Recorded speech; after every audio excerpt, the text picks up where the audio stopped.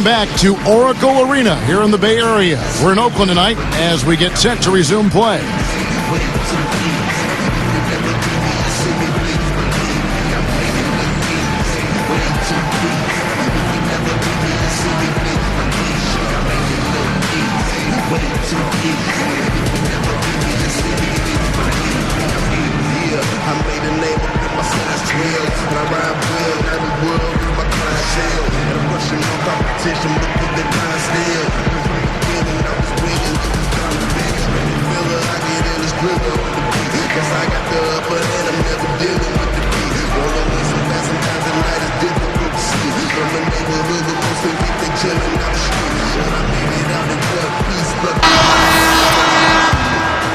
Here's Kobe. That was interesting. Once again, late last season for the Lakers, they slumped to close out the regular season, and it seems to be a pattern. You know, it's almost like they get bored before they actually get into the postseason. And now let's check out the lineups courtesy of Gatorade, all fueled up and ready to go for the second half of basketball. Setting the floor for the Warriors. David Lee and Andres Biedrins up front. Monte and Curry in the backcourt. And it's Wright in at the small forward position. Tries to keep it alive. Lakers leading by 10. That's like a Hail Mary pass in football. Too risky. Jumps up, and it's sent back by Bynum. And they're able to recover. That's good. Biedrins has got the first basket of the second half. That one for the Warriors. And it's Gasol missing. He thought he made that one. He sure did. I mean, it was an excellent look. It just didn't go down. And, you know, Steve, for the Lakers, Lamar Odom said himself their sluggish finishes in the second half were partly born of overconfidence, of ego. I don't know much credence you put in that, Clark. I mean, what do you think? You know what? I think there is a tendency, a human tendency, to become complacent, to become full, and you can lose some of your edge. I don't think it's a lack of humility and respect. I think it's just the nature of being somewhat satisfied. And when you're in this league, because people are coming after you a lot harder when you've got what they want in terms of championships, and especially as you age, I think it gets harder sometimes to fight off that resistance and to flip the switch if you find yourself in a little bit of a rut. From deep. The second chance effort. Lee.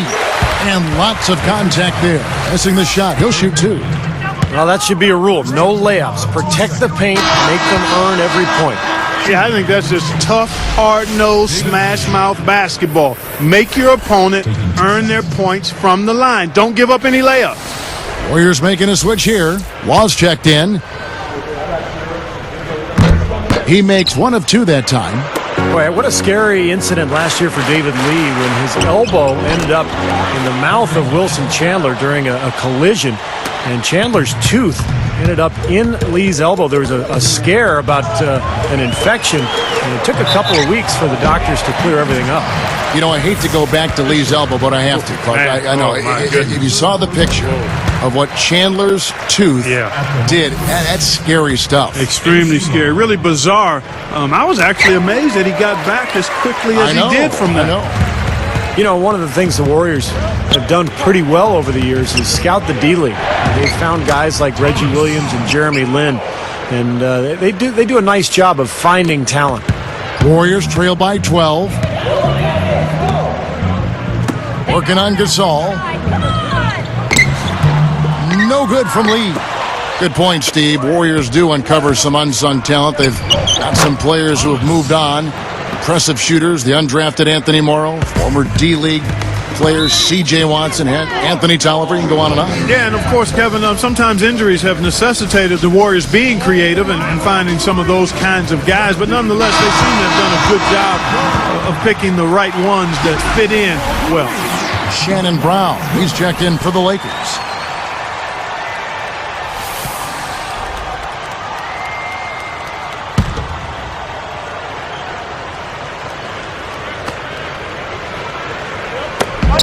.130 left in the third. Pass to Law. Moving it around nicely. Biedrins. And a foul called on the shot. Got him on the way up that time, so he'll shoot two right here. Well, it was another tough season, Kevin, for Biedrins. I mean, a year ago, his scoring and rebounding rates dropped off 2 seasons in a row, and he stayed relatively healthy. I mean, his confidence has to be shaken right now.